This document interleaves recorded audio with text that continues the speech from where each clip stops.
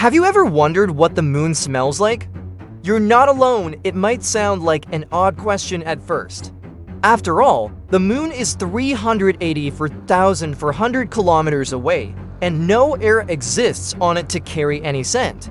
And yet, somehow, the astronauts who walked on its surface came back with stories of a smell. Curious? Stay with us until the end of this journey through moon dust, burnt gunpowder, and the mysteries of a smell that shouldn't exist, because what we discover might just change the way you think about the moon itself. Don't forget to subscribe to No Way for more unexpected truths from the universe. As sent from beyond Earth, we often think of the moon as a cold, silent gray rock, a place devoid of life, air, or any hint of sensory stimulation. But in the quiet moments after Apollo astronauts returned to their lunar modules, a strange thing happened. As they removed their helmets and the lunar dust that clung to their suits began to fill the cabin, they noticed something peculiar, a smell. Astronaut Gene Cernan, commander of Apollo 17, described it as the smell of spent gunpowder. Others agreed. Charlie Duke from Apollo 16, Buzz Aldrin from Apollo 11, and Harrison Schmitt all mentioned something similar. So what is it that smells like gunpowder on the moon? And how can something without air carry a scent at all? The science of smell in space. Let us start by understanding one important fact. No one smelled anything while actually standing on the moon. The lunar environment is a vacuum. There's no atmosphere, no air to carry scent molecules. So technically, the moon itself doesn't smell in the traditional way. The smell was only noticed once the astronauts returned to their lunar modules and took off their helmets. That's when the lunar dust that clung to their spacesuits and boots was exposed to the cabin's atmosphere. And that's where it got interesting. The dust, once in contact with air, seemed to chemically react. That reaction created a scent, something sharp, metallic, and very specific. Burnt gunpowder, smoked fireworks, a spent firecracker. That's what they said it reminded them of. But why? Lunar dust, stranger than it seems. Lunar dust, also known as regolith, is nothing like Earth dust. It's extremely fine, yet incredibly sharp. Microscopic images of lunar soil show jagged edges and shards. Without wind or water erosion to smooth its surfaces, the dust remains raw, primitive. It clings to everything. Neil Armstrong complained about how hard it was to brush off. Eugene Cernan even called it one of our biggest problems. The dust got into joints, seals, equipment, and worst of all, lungs. Yes, lungs. There were incidents where astronauts inadvertently inhaled small particles, and they suffered symptoms similar to hay fever, watery eyes, sore throats, sneezing, as if they'd been around something chemically irritating. But again, this brings us to the question, what is it about lunar dust that makes it smell like it does? Chemical clues from moon dust. Scientists have tried to study this. But here's the twist. When lunar samples were brought back to Earth in sealed containers, the smell disappeared. Once the dust was exposed to Earth's atmosphere for a while, it became inert. It lost its reactive nature. The gunpowder smell vanished.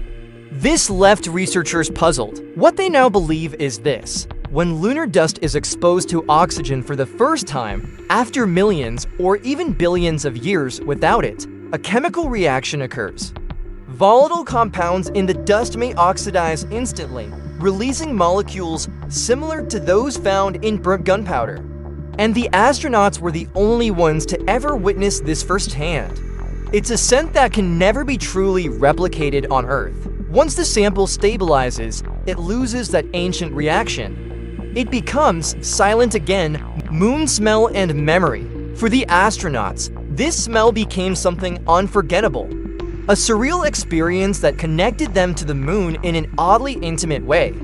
In a place with no air, no wind, no ocean breeze, the only smell came from the oldest dust in the solar system suddenly meeting the breath of humans. Imagine that. The moon waited for 1.5 billion years for a nose.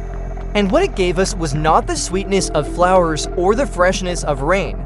It gave us the sharp tang of a battlefield, as if the moon itself remembered violence, fire, and transformation. Of course, this is only metaphor. The moon is not alive, and it remembers nothing, or does it? A symbolic smell. Many philosophers and space historians have noted that the moon as smell, burnt gunpowder, is eerily symbolic. It smells like war. The moon race was born of a Cold War rivalry, a competition that grew from nuclear fear and geopolitical tension. To reach the moon, we launched machines of fire and fury. Rockets that used chemical reactions not unlike explosions. We blasted ourselves into orbit. And when we returned, the dust clinging to us whispered, "I know that smell. Was it all just coincidence? Or was the moon sent the universe's way of mirroring our own methods? A dusty reminder." The smell of the moon, though ephemeral, is one of those details that remind us how alien the universe really is, and how fragile our own perceptions can be. We expected silence, instead we got a smell. We expected sterility, instead we got chemical reactions. We expected the unknown, and yet we smelled something all too familiar. A battlefield, a burned-out engine, a memory of fireworks. Is it beautiful? Is it sad? Maybe it's both. What we can never recreate. Today, samples of lunar soil are kept in labs under strict conditions. But no one who handles them smells anything. The moon's true scent is a ghost. A moment that only those few astronauts experienced. A memory trapped in the minds of those who dared to step off the Earth. We may one day build colonies on the moon. We may terraform its surface, build domes, and walk freely in underground tunnels. But we will never again be the first. We will never again bring back dust that has waited eons to meet oxygen. And we may never smell the moon the way they did.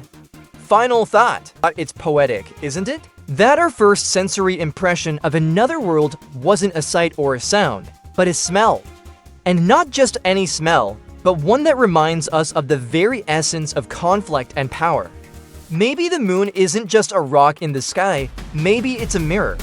And in that brief instant, when the dust touched air and said, "Here is my scent," it showed us something profound.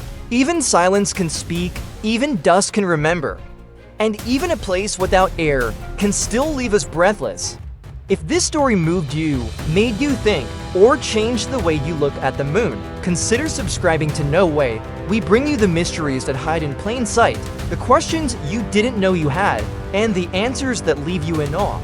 Until next time, stay curious, because the universe is full of surprises, even in a puff of ancient dust.